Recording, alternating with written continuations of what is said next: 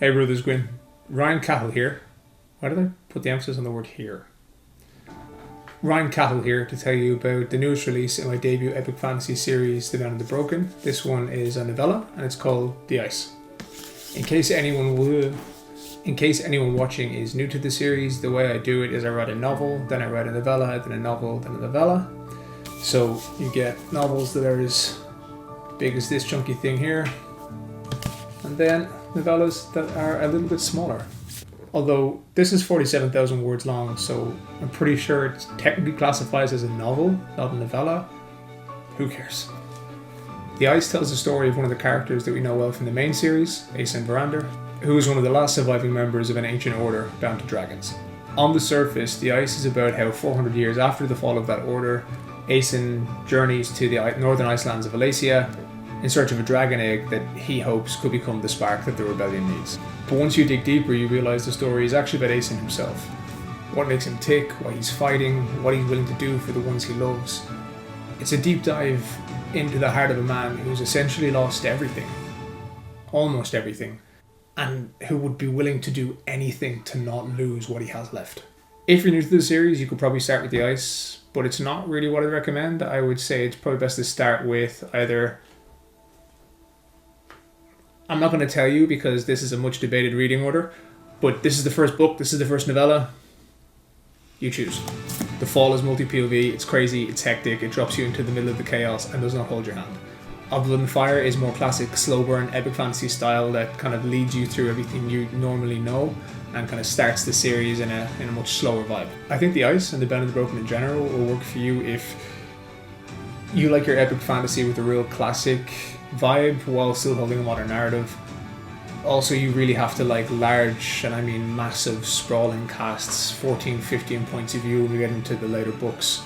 Dragons, elves, dwarves, wyverns, giants, gods, and a fuck ton more. Yes, there's cursing. I'm Irish, it's part of my culture. Also, I kind of think it's a little bit disingenuous to not have cursing in a world where we think it's okay to behead people and just, dismember people in general. So, I think a fuck or two goes a long way. With all that said, thank you Brothers Gwynne for having me on, and hopefully I get to see you when I'm in the UK this coming year, maybe at Worldcon in Glasgow. Either way, thank you. Hi, I'm Brad Beaulieu, and I'd like to thank the Brothers Gwynne for having me by to talk about my new book, The Dragons of Deepwood Fen, which has been out in the UK just for a little bit, and in the US for a little over a month at this point. I thought I'd introduce you to the story by talking about one of my favorite aspects. Before I get to that, I wanted to mention I really enjoyed coming up with my particular take on dragons, especially the bonding versus binding notion.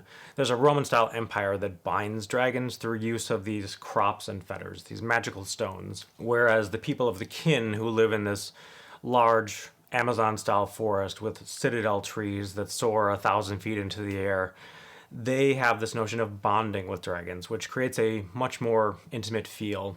And I explore those notions through the two main characters. Lorelei Aurelius, who is an inquisitor, a quirky Sherlock Holmes type character, who binds a dragon named Bothamus, this majestic Endurium dragon.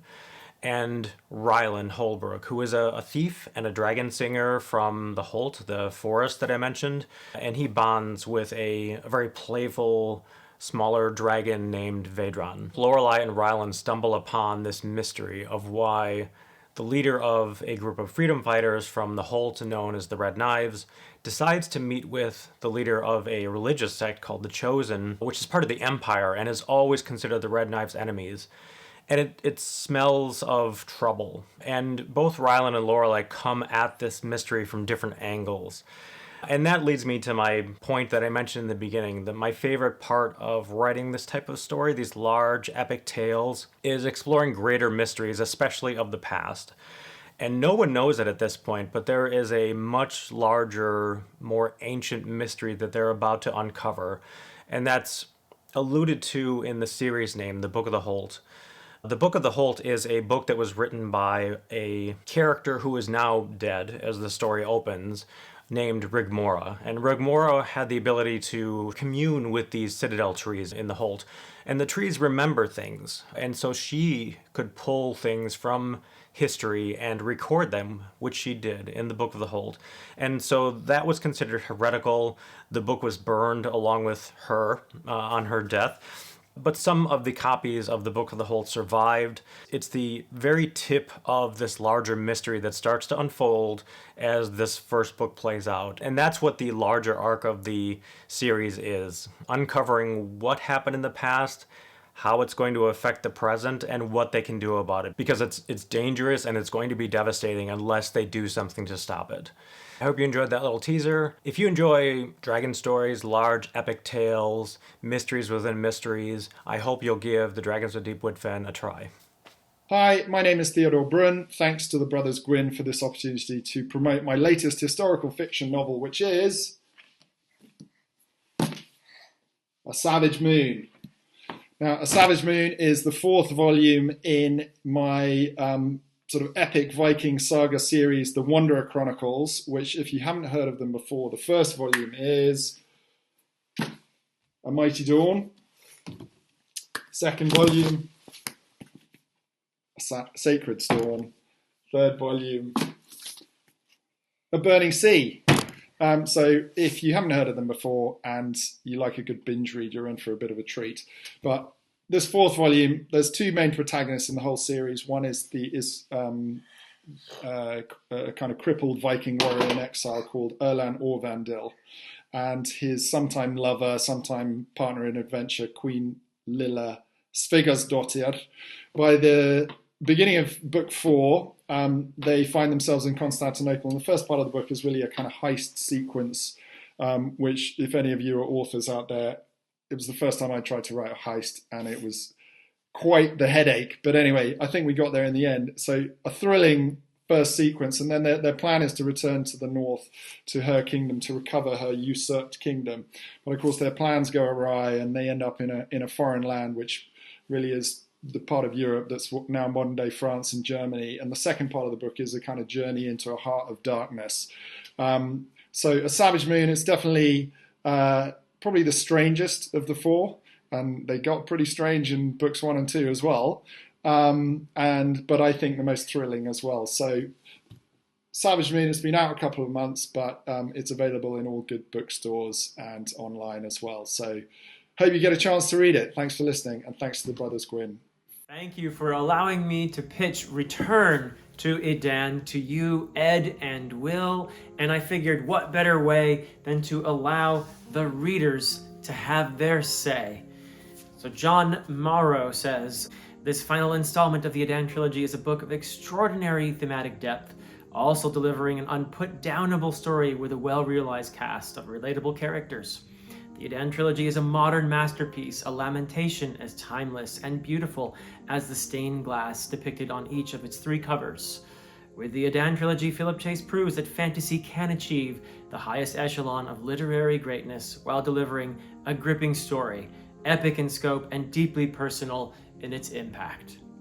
King Crusoe says, this is in the upper echelon of my book of the year list. The last 50 to 60 pages of this book had me in a constant state of being misty-eyed, which allowed a tear a few times, including in the last few paragraphs where I finally let it out.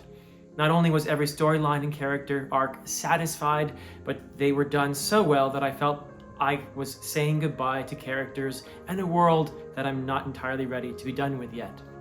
Mary says, I am heartbroken in the best way, and this book was unique and a masterpiece. Josh says, a truly outstanding conclusion to Chase's trilogy. The characterization came together really well. The plotting was superb, and the overall story highly compelling. I honestly hadn't thought I was as connected to these characters until the end, where several characters' conclusions left me quite emotional. Johnny Wirtz says, readers who love Norse deride fantasy, broad-scale clashes and bloody weapons, characters who champion sometimes tormented ideologies, and at the core, lasting friendships between companions thrown together by strife, will enjoy this yarn-spinning tale. Readers of John Gwynne in particular will find lots to love here. Daniel says, the representation of religion and spirituality is top-notch, handled with a deftness that ought to please the devoutly religious and the atheist alike. There is certainly a point of view, but we are never told what to think, though we are certainly invited to think. I can hardly begin to explain everything there is to love in this book. Suffice it to say that it brings an excellent series to a thrilling, heartbreaking, and above all, hopeful ending. Sean says, this is the best book in the trilogy, and I loved book 2. The ending made me tear up, as did several scenes throughout the book. If you like John Gwynne, Brian Lee Durfee, or just fantasy done extremely well, with an extraordinarily satisfying conclusion to a well-plotted trilogy, pick up the Edan trilogy. I promise you won't be let down. James says, in Return to Edan, Philip Chase produces his best writing in terms of introspective, poignant prose, and skillfully brings together all of the themes presented throughout the trilogy to great effect. This has completely changed my mind about self-published books. Quinn says, Philip Chase has again crafted an epic and emotional masterpiece with Return to Edan, the concluding novel to the Edan trilogy. I have rarely seen a book and series that combines immense scope and intimate personal reflections as well as Chase does here. Brian says, there are deep philosophical and spiritual themes here that truly made it an active read for me than a passive read of another fantasy trilogy. Neither the philosophical or spiritual elements take away from a gripping story, full of choice and consequence, victories and defeats, love and loss, and ultimately acceptance of what is. Stray Bullet says, Return to Edan is one of the best endings to a fantasy trilogy I have ever read. Brilliant. Alan says, the author is unrestrained in his pursuit to unlock the reader's mind to new ways of discovering the world around them and exploring important theological concepts that few books attempt and even fewer accomplish. Kevin says, never has a book made me cry like this did. Now that it's over, I don't know what to do. I will just have to move forward like the protagonist crew did all throughout this epic journey of loss, heartbreak, perseverance, and ultimate friendship. Matt says, Return to Edan isn't simply a fine fantasy book, though it very much is. I believe it's an important book that tackles issues that we might not see dealt with in other works of fantasy. I highly recommend Return to Edan to all readers of fantasy. Fans of traditional fantasy, grimdark, adventure fantasy will all find something to love in this story. Marguerite says, this trilogy was amazing. I loved reading it and lived every moment with the characters. Complex, sad, funny, and happy, it is incredibly well written. I am now a new fan of the author and will look for more of his books. PL says, Chase burrows deep into the human experience with fabulous wordsmithing that has plenty of morals for the story, emotional depth, compelling characters grappling with internal and external conflicts, and gives us a trilogy laden with myth, legend, song, incredible battles, love, heroism, and ultimately greatness. John says, brilliant. That's all there is to it. Vaughn says, this story provides one of the most unique and powerful perspectives on mortality that I have ever read in fiction. We are shown not just the beauty and value of our existence, but of death. This book moved me profoundly, providing catharsis. I know it will leave me thinking and feeling for a long while. I consider the trilogy to be an amazing achievement. And finally, Alexis says, it's hard to put into words how moving this reading experience was. Truly, there is a sense of melancholy that immerses me as I have closed the final page of this book. I'll admit I got teary-eyed multiple times in the climax of Return to Edan. Salutations, brothers of the House Gwynne. My name is Richard Swan and I am the author of The Justice of Kings and The Tyranny of Faith, the first 2 volumes of the Empire of the Wolf trilogy. And I'm pleased to report the third book, the third and final volume, will be released in February of this year, The Trials of Empire. Trials of Empire concludes the story of Sir Conrad von Volt as told by his clerk, Helena Sedanka. Sir Conrad, as we know, is a travelling judge, a magistrate, and he has the ultimate authority to enforce the Emperor's will and the common law. And so he investigates crimes and brings the perpetrators of crimes to justice, and sometimes he executes them for those crimes, and he has a couple of magical powers to help him do that. In the first book, we followed Sir Conrad as he investigated the murder of a noblewoman in the town of Galen's Vale. And in the second book, we follow Sir Conrad, his clerk Helena, his taskman Bressinger, and the sheriff of Galen's Vale, Sir Radomir Dragic, as they travel to Sova to dethatch the magistratum and try and thwart his nemesis Claver, the evil priest, and search for the emperor's grandson who is kidnapped. At the end of the second book, things don't go quite according to plan for Sir Conrad, and so at the beginning of the third book, he ends up in a very tight spot indeed, needing to rally some allies for the final showdown with his nemesis Bartholomew Claver.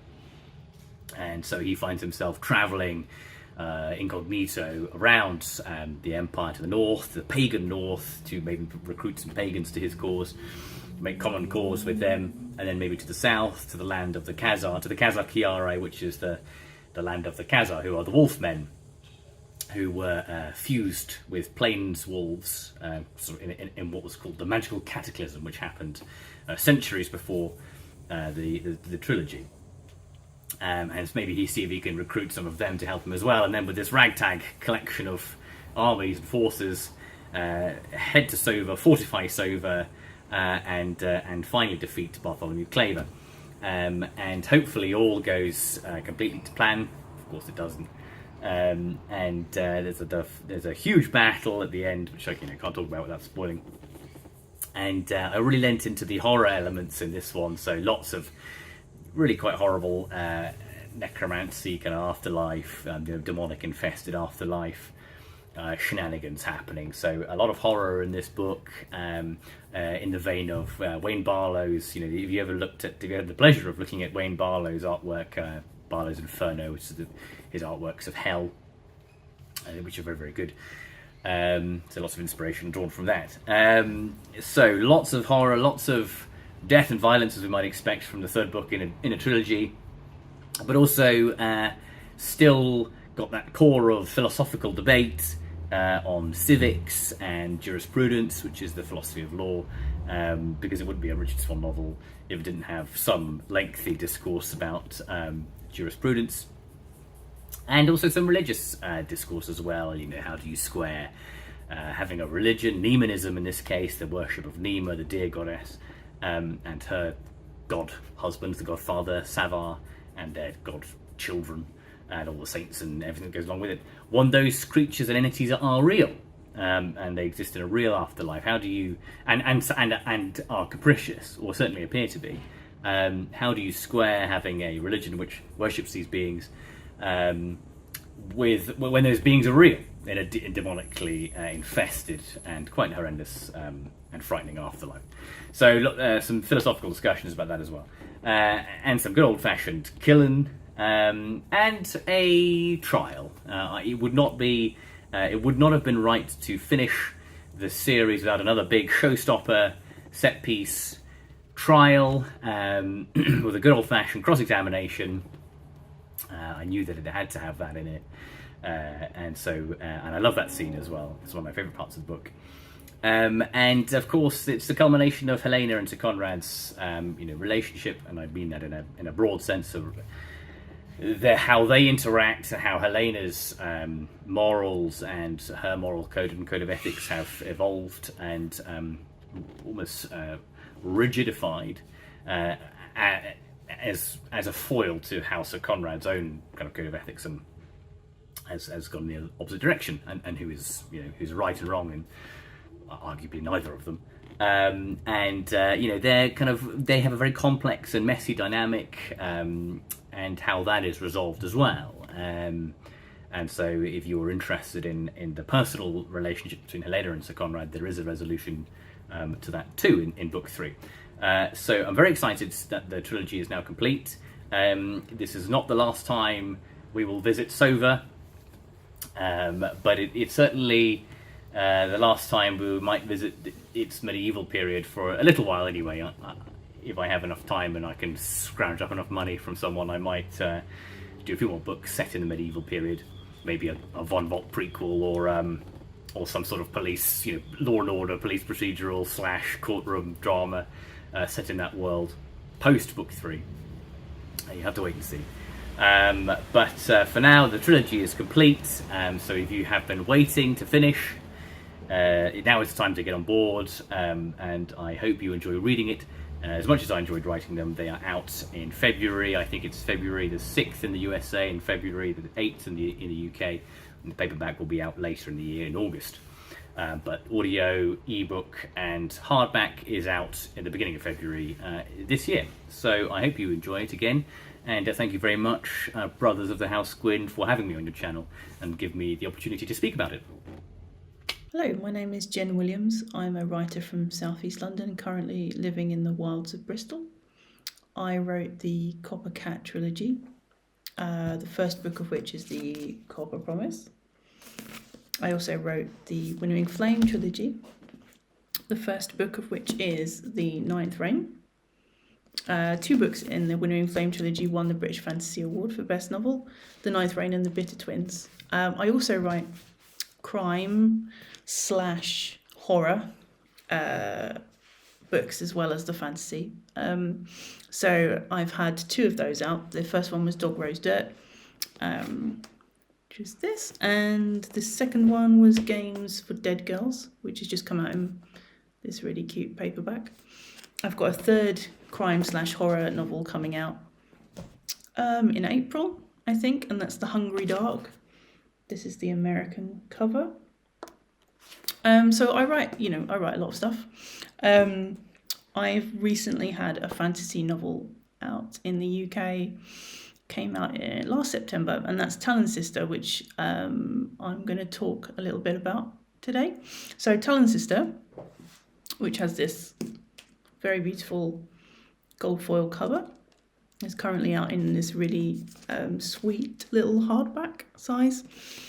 Talonister is a secondary world fantasy novel that happens to be inspired by ancient British mythology and history.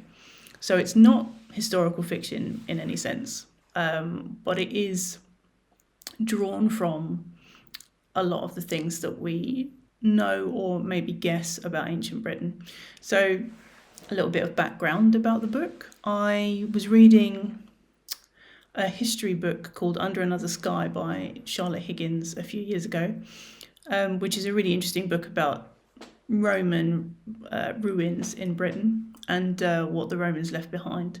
But it also gives these little hints about what existed here before the Romans arrived. And I think what fascinated me about that was firstly how little we know about that period, because we essentially had no written record, and everything that we're going off is from Roman sources and what the Romans thought about Britain.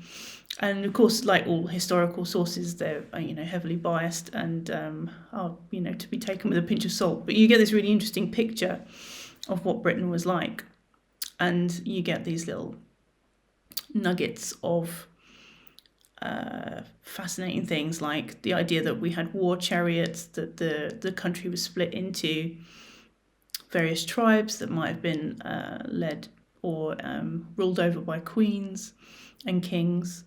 There were druids and all this amazing kind of stuff that's only hinted at really in the historical record. And I just thought that was a great jumping off point for a fantasy book, particularly one little section about griffins existing in the north of Britain, and that the idea that they were there guarding their gold somewhere up near Northumberland or Scotland. And I just thought, what a great seed for a fantasy novel that is, and that's where Talonister came from. So I tend to think of it as a kind of fever dream of ancient Britain. And to give you an idea of the plot, and I'm terrible at pitching plots generally, but it's about a super soldier who has had this magic tattooed into her skin, essentially, and she's able to summon magical wings and a magical sword. But she has been kind of retired from the army now because she only served so long. And as she goes about her life, she begins to have weird visions of a place she's never been, which is this kind of warped ancient Britain. And she knows she's never been there, but clearly something is awakening in her from her distant past, and she needs to figure out what that is. So she goes to this place to find out. And that's kind of the hook, I suppose. That's your core storyline, but there's it's epic fantasy, so there's a lot going on. There are other point of view characters. You also get a lot of wild magic. You get a kind of version of druids. You get a whole Griffin society. You get a lot of wild magic. You get a lot of found family. You get a kind of slow burn romance, I would say. You get assassins.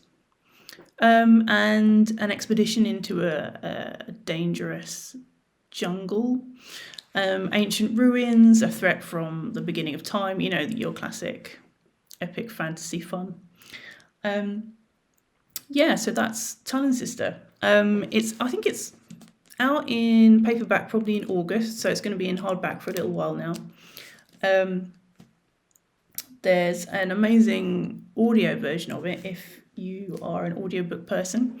So the person who did the Winnowing Flame trilogy, Jot Davies, also recorded the Talonister audiobook, which he did an extraordinary job of, because there are so many characters in it, and he essentially gave each one of them a very unique voice, because he's a genius. So that's Talonister, with hopefully the sequel Titan Child out later on this year. So thank you. Hello, I've been asked by Edan Will to do a video talking about my second book, The Words of Kings and Prophets. And what I have realised is it's really difficult to talk about a second book without giving any spoilers for the first. So what I'm going to do is give some vague and general plot points and some vibe offerings so that you know what to expect with the second book in the series. So it is set in 10th century Ireland. And we follow the historical timeline of the period. So we have Irish kings who are fighting to become High King of Ireland. But we also have Vikings who have made settlements in Ireland, especially Dublin. And these Vikings sometimes fight against the Irish kings, but sometimes they fight for them and with them. And so what you have during this period is a lot of upheaval, a lot of war, a lot of political manoeuvring, backstabbing, betrayal. I love it. It's really good. But aside from the human timeline, we also have characters who are descended from the mythological tribes of Ireland, which is the Tuatha Dé Danann and the Fomorians. And so in the first book, some of them were really trying to keep their distance from the humans. But in the second book, they're getting dragged into these conflicts. What else do we have? We also, in the second book, we have a little bit of romance. The found family trope strengthens, I think. We also have some plot points about redemption and whether that's possible. And we also have spiders. So if any of those things have piqued your interest, hopefully you will give The Words of Kings and Prophets a go. Hi everyone, so glad to be back on the Gwynne's Brothers channel today. It's always a pleasure. Thank you very much, all of you, for watching this little pitch, this little introduction. The weather was pretty good today, so I thought I would do this outside for once. So, welcome all to Tokyo. For those who don't know me, hi everyone, my name is Baptiste Pinson, and I am the author of the ongoing historical fiction series, The Three Kingdoms Chronicles, series set in 2nd and 3rd century China. But I'm not here to talk to you about them today, so let's forget about those bad boys for a few seconds, because I have another book to introduce to you, my upcoming novel, Undead Samurai. And I actually just realized it's gonna be a bit more beautiful the other way, so let me turn back. So, Undead Samurai. Well, the name gives it away pretty fast. It's a story of samurai fighting zombies. And if that's not enough to catch your attention, here is a little pitch. So Undead Samurai is a novel following a motley crew of 9 warriors gathered by a daimyo of early 17th century Japan in order to fight a curse, in order to destroy the curse of Izanagi, which is a necromantic curse attached to a drum. Now they have to travel a big part of Japan in order to destroy an object of power that will enhance this curse and make it stronger. So they really don't want that to happen. So they will have to fight the drum master. Now, in order to reach their destination, which is an island called Onijima, the Demon Island, they will face swarms and swarms of undead warriors, as well as living shinobi mercenaries. But maybe more dangerous perhaps, they will also have to face their inner demons. As I wrote this novel, I really wanted something between the Seven Samurai and The Walking Dead. I wanted to capture the atmosphere of both those titles. But the other day, an ARC reviewer shared a review saying that Undead Samurai is a bit like Rogue One meets The Lord of the Rings and meets The Army of the Dead, and I really liked it. Actually, that's a very nice way to explain what is Undead Samurai, of course set in ancient Japan. So if you like any of the titles I just dropped, you will probably enjoy Undead Samurai. It's brutal, it's action-packed, but it also has a bunch of light moments that take you away from the usual zombie genre. Okay, let's not forget to bow. In any case, I hope you will love it. This book is coming out very soon on February 13 in paperback and of course ebook. You can already pre-order the ebook on Amazon. And I think that's it for me today. So thank you again to the brothers for welcoming me here on their channel, and I'll leave you with a nice sight of a small shrine. So go check out Undead Samurai. Thank you very much. See you. Hello, my name is Gregory Kontaxis. First of all, I would like to thank the Gwynne brothers for having me in their channel. It's an honor. I started writing my first book some years ago, and I published it in May 23. So its name is The Return of the Night. It's the first part of my series, Dance of Light, which I plan to write 5 books for this series. And some months ago, during November, actually, I released a novella, which is a prequel to my series. So its name is The Night of the Moon. I have it here for people that they don't know it. This novella takes place like 17 years before the events of my first book, The Return of the Night. It's a story that I think would appeal to people who like military fantasy, epic fantasy, and also medieval fantasy, of course. So it's a story of one of the main characters of my series, John the Long Arm, who is a bounty hunter. So in my main series, John is a little bit old.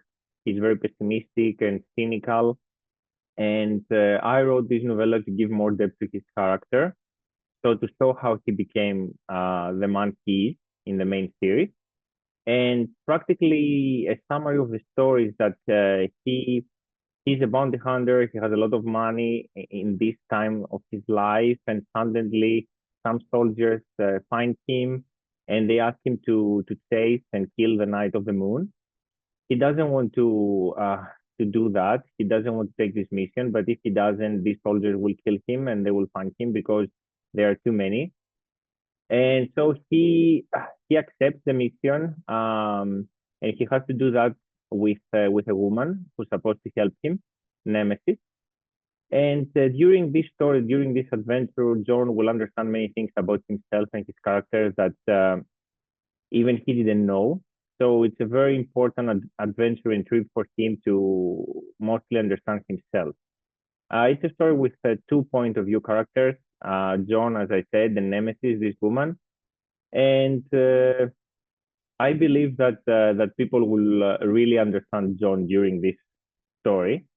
And then they can follow his character in the main series with a better understanding of his, let's say, psychology and everything. Actually, when I started writing that, because I'm a Greek author, so I publish my work in Greece too, and I translate also my work to publish in English. when I started writing this novella in Greek, I wasn't sure if I would publish it in English, but apparently I decided to do so. And so far, there are many people who like it, who read my series. So I'm really thankful about that. And I really hope that other people that will try it will like it and will have a good time with it. Thank you very much again for having me in your channel. I'm in the Gwynne Brothers, and wish all the best to everyone.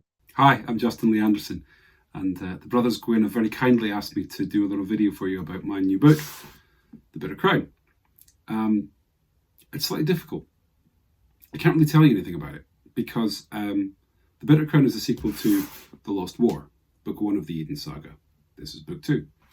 And I kind of screwed up because I ended Book 1 with an ending that I can't now tell you anything about Book 2 without spoiling the end of Book 1, which is not ideal, really.